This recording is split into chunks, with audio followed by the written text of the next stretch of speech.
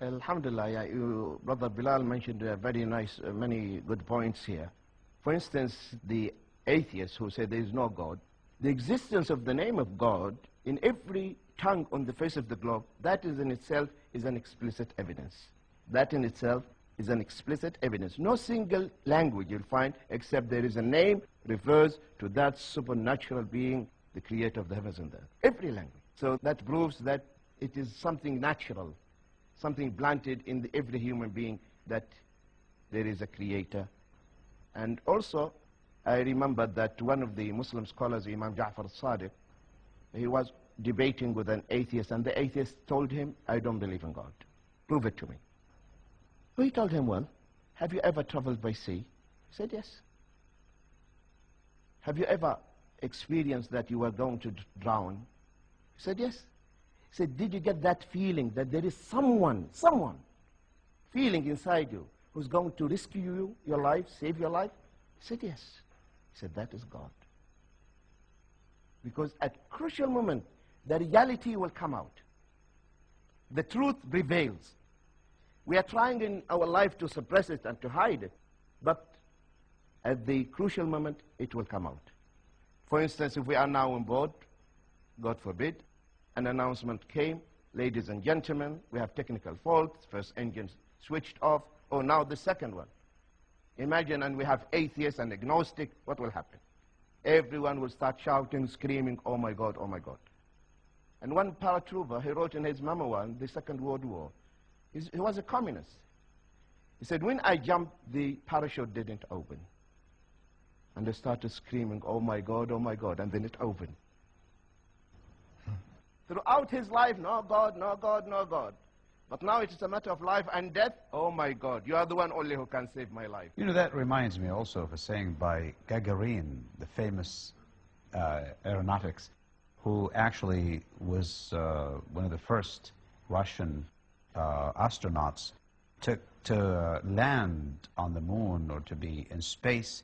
And what he said was very interesting. He said, well, I can believe now that there's God, when he saw all the universe and the earth from far away, and all these galaxies and things that he has seen, which are not really realized. It could not be done by just another being. It must be a supernatural being who created all of this. It would not be possible to be created by itself. This is exactly what we're talking about. We're talking about Tawheed of Rububiyyah, which I raised to you both, and I can explain that because it's so central to Islamic understanding. Tawheed Rububiyyah, when everyone, as you started, Dr. Bilal, that Tawheed Rububiyyah, everyone believes there's God, and God who's the creator and the sustainer and the king and all of that. But this was not enough, because even the Qurashi, or Quraysh, the tribe of the family of the Prophet, peace be upon him, did believe in that. But it was not enough, because he said, well, just don't say that, say La ilaha illallah. Say there is no God worthy of worship except Allah. It's not enough to say, well, we believe in the Creator, and then you can worship some other idols beside Him. That's not enough. You have to worship the one and only God worthy of worship, who's Allah subhanahu wa ta'ala, the God of all. And then, besides that, He has certain qualities. You know, they said, when the Prophet, peace be upon him, introduced that, when he said, Ar-Rahman, he said, what is Ar-Rahman? We didn't know that name. He said, قالوا وما الرحمن. It took him away from the concept of God, the compassionate. Well, God has all the perfect qualities, the beautiful names, and that is exactly what we see in our God, as being the perfect, as being the absolute, as being the sovereign. All of these qualities that lead us into the belief that God is the one who is mastering this world. And it's not just only God or the gods of the Buddhists and the Hindus and the Christians and the Jews and the atheists and the agnostics. Who is the God of all? Well, you know, the point that commonly happens, from my experience, with regards to people's beliefs in other than God being God, is that people tend to judge their gods according to their personal experiences.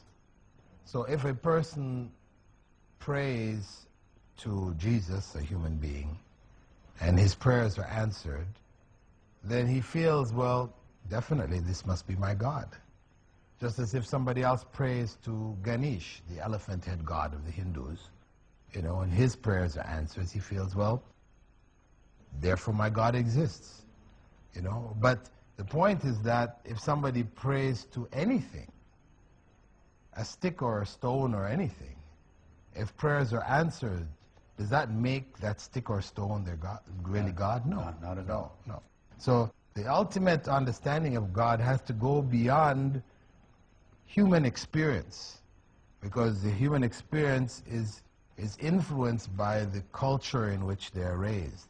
They have to come to understand God as God is, and that's why prophets were sent, and that's why messages were conveyed, and that's why those messages were spread to various nations and tribes around the world, and that's why Muhammad, may God's peace and blessing be upon him, came with that final message, because the previous messages had been corrupted.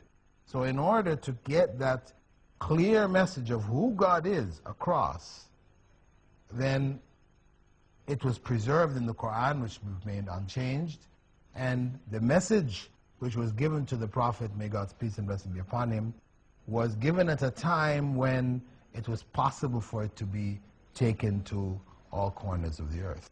Yeah, it's a nice thing.